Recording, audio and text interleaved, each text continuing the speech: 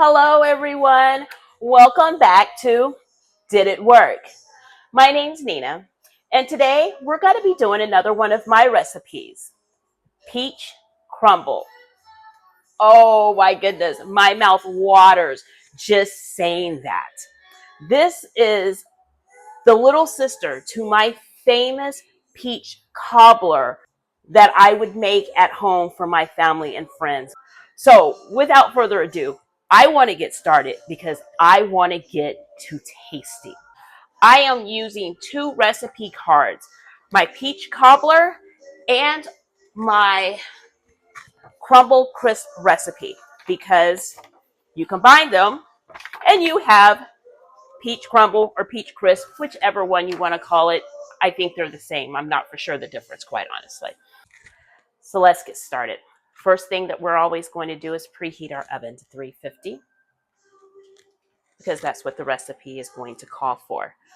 Then what I do before I start anything is set out all of my ingredients. These ingredients over here, the peaches, sugar, lemon, all this is for the peach part of the recipe. Is going to be the crumble crisp part of the recipe. So the first thing that we're going to do is start out with our peach filling. So over medium heat, I'm going to add 1.5 cups of sugar,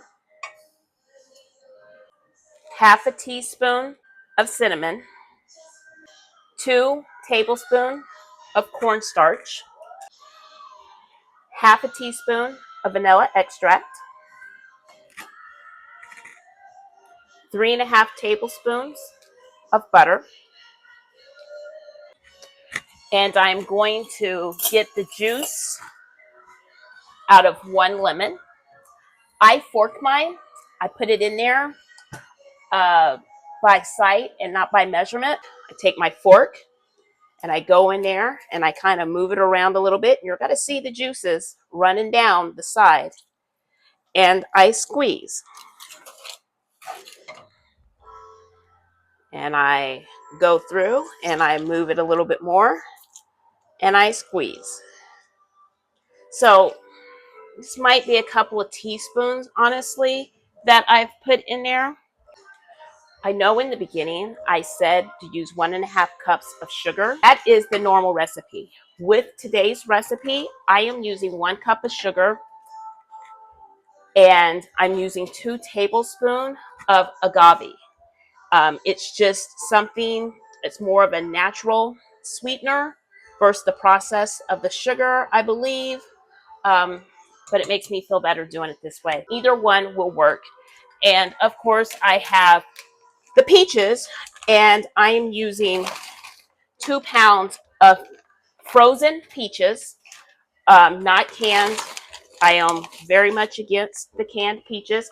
What's in here is sliced peaches. These are just frozen peaches. They're not going to know the difference. I guarantee you. They will know the difference if you use a can. So we're going to let all of this stuff cook together. Constantly stir it because I don't want the sugar to burn or the peaches to burn. And I am looking for a specific consistency with the filling of this. I want the filling of this to be the filling of a cobbler and not the filling of a pie. With a cobbler, there's a lot more juices than with a pie. Now, the question is, how did I come up with this? It's not really rocket science. We've all heard of the apple crisp, right? I'm not big on cooking with apples. I love apple pies and I love apple crisp. I've just never mastered cooking with apples, so I don't. Simple as that. I know my weak spot, so I don't do it.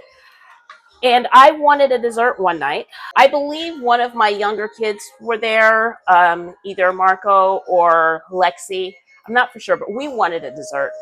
I happened to have peaches because I don't know why, but I did. But I didn't want to make a crust. And I thought, I love apple crisp. Let's make a peach crisp or a peach crumble. So I researched how to make a crisp or a crumble. And honestly, how I got the recipe is I found a recipe for a crisp and a recipe for a crumble. And I combined them both. And I just call mine a peach crumble because I like the way that sounds. And that was the first time that I'd ever tried this recipe, and I made it, and it was a hit. And then the next year for Thanksgiving, instead of making a peach cobbler, I made the crust, the bottom crust. I put the peach filling in, and then I topped it with that new crumble that I had made and served it that way. And it was an absolute home run. So either one, you're learning a lot of different things that you can do, or you're learning how I cook. I find out something that works, and then I incorporate it into other things to make meals, and it makes my life a little bit easier. So I'm gonna let this go. This is probably going to cook down for about a good 5 minutes or so. So I'm gonna come back in about 5 minutes. Okay, so it's been about 5 minutes. I'm gonna let you see what I have. This is what I have so far. You can look at these juices. These juices are still quite runny. I do not want runny juices. I want my juices to be thickened. So I have to wait for this to come to a boil, which it has not. So I'm going to turn my heat up a little bit to have this come to a boil. The reason why I want it to come to a boil is because that's when the thickening agent kicks in. I'm also going to taste this to see if I need to add anything to it. This is hot, so don't just throw it in your mouth.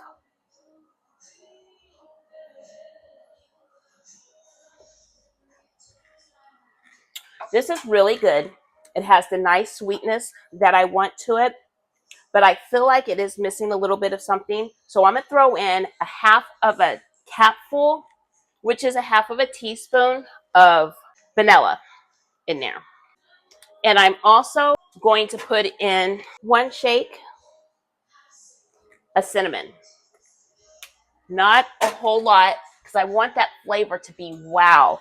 See my shake of cinnamon right there? Not a whole lot. A little bit of cinnamon goes a long way. And I'm going to stir this, and I'm going to wait for a little bit so all these flavors can incorporate and give it another taste. Remember, right now I'm waiting for this to come to a boil so that it starts thickening. And then I'm going to give it another taste once it starts thickening. So I think this is going to take me about 1 to 2 minutes. My peaches are now boiling. It has been approximately 2 minutes and my peaches came to a boil. I'm going to let you see them. Here's what I have. You can see where it's boiling around the edges. Not a rumbling boiling, just a boil. You see how much thicker these juices are than before? That was what we were waiting for. And that is what we got, being patient. So I am now not going to leave the side of this pan because it's boiling. And this can easily go from absolutely wonderful to absolutely scorching and nasty. So we don't want that. Once this is thickened to the point to where we like it, this filling's done. Because remember, this has got to get baked. We don't want to cook the mess out of this. I'm going to do my last tasting. I did wash this off in that 2 minutes that I was away before. Again, guys, this is boiling. It's hot, okay? And it's sugar. You spill this on you, you're liable to get burned. Don't do that.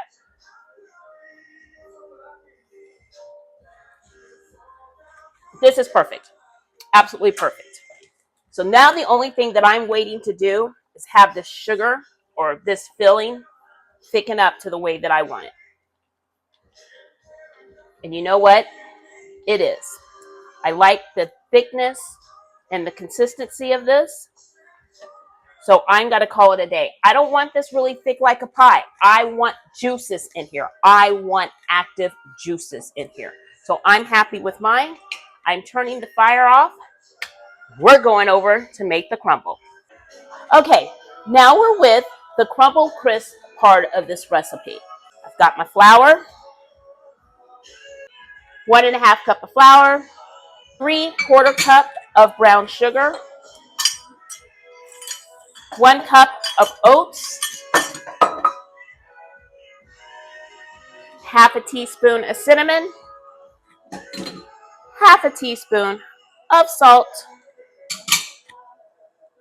8 tablespoons of soft butter. 8 tablespoons is half of a cup. I'm going to mix all these ingredients together. I have a spatula right now.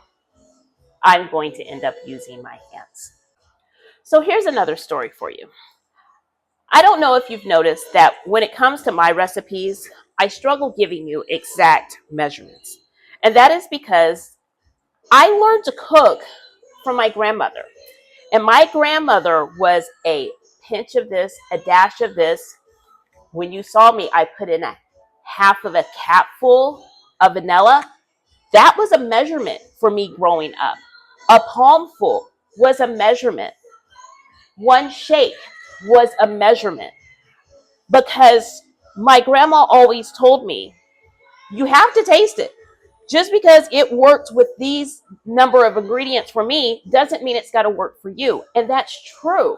So my recipes are really approximations of what it was because my kids wanted me to put my recipes on paper so they could duplicate it. And that was difficult for me because, well, I shook, palmful, pinched my way through cooking.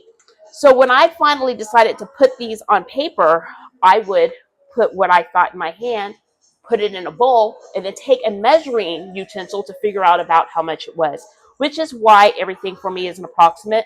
And I tell you, it's all by taste. I taste everything and I adjust the measurements from there. I need my hands. I need this to be a crumble consistency. So what I'm doing is getting this butter incorporated into this flour and oats and to the brown sugar because it's got to be the topping of what we're doing. I don't want any dry ingredients, so I do want everything to be incorporated.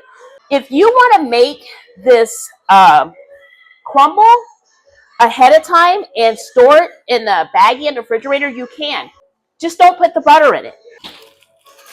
Right here is my bag. I made this recipe just 2 weeks ago, maybe. And I only made 1 pound of peaches instead of 2 pounds, but I made the full recipe of these because this is a good topping. You can sprinkle it over anything. It's good. Okay, everyone. So here's my little containers. I'm doing individual containers. I have just a half of a cup, measuring cup, just to scoop this in here because this is still hot. As you can see the steam coming off of it. Well, we're line dancing right now, as you can tell. Again, I don't own any of the copyrights to any of this music, but I love my music, and as you can tell, my playlist is crazy. I'm not going to fill them up too much because I want to be able to put that crisp in there. You can see the juices, the peaches. I have room on the top to fill that.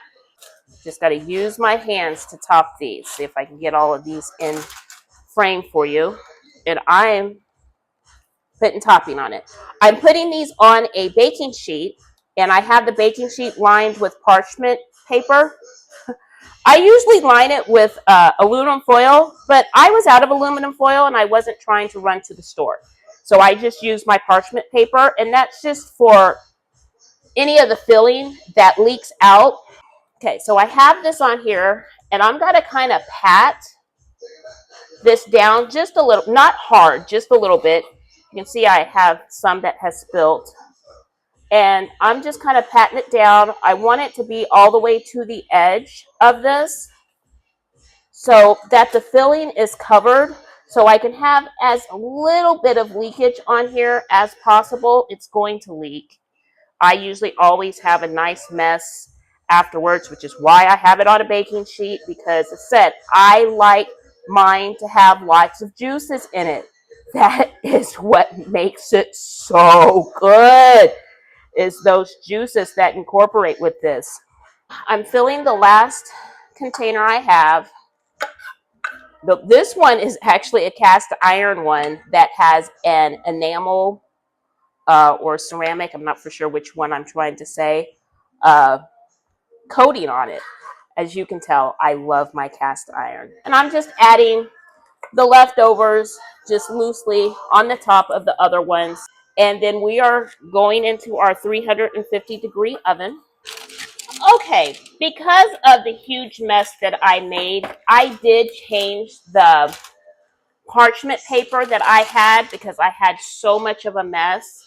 And I'm kind of wiping around this to kind of clean up a little bit of the mess so it doesn't instantly start burning when I stick it in the oven. And I'm going to stick this in the oven for about 20 to 30 minutes. Okay, my timer is going off. That looks pretty good. Finally, to the tasting. I'm going to taste the oddball out because I have the 4 right there that I think turned out great. Here we go. This tastes wonderful with some ice cream, my favorite, vanilla bean or homemade vanilla, but I am going to spoon into this. Oh my goodness, look at this. Right now, I mainly just have juices and crumble. I don't have any peaches yet, but I'm going to eat this. Oh my God. That crumble gives it so much texture. It is so great. It gives it an additional little sweetness, kick, texture to it. Okay, here's a peach. Now I have a peach, the juices, the crumble. All right, I have the perfect bite right here. Try to give you a closer look at it. Look at that bite. Can you see that? Where is my camera? Look at that.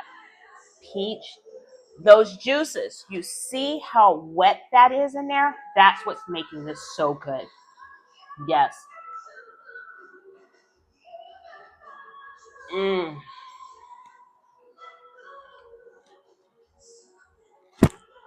I love this, okay? The peaches. The reason why I don't like canned peaches, these peaches are not much. They still have a little bit of bite down to them. Not hard and crispy, but a bite down to them. And they don't just mush. That's what you get with canned peaches, is a bunch of mush. We don't want mush. We love the texture in this.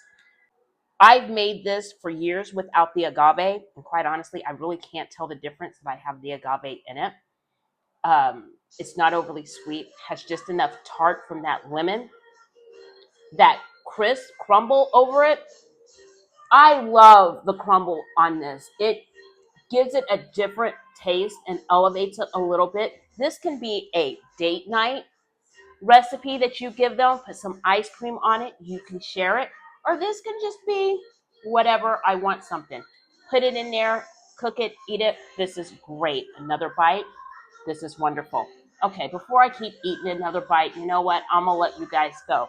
Thank you for watching. Did it work? Because yes, to me, this works. But you get to tell me if this worked. I have the recipe on the video, so you can follow this along with me. As always, cook with your soul, love with your heart. My name's Nina.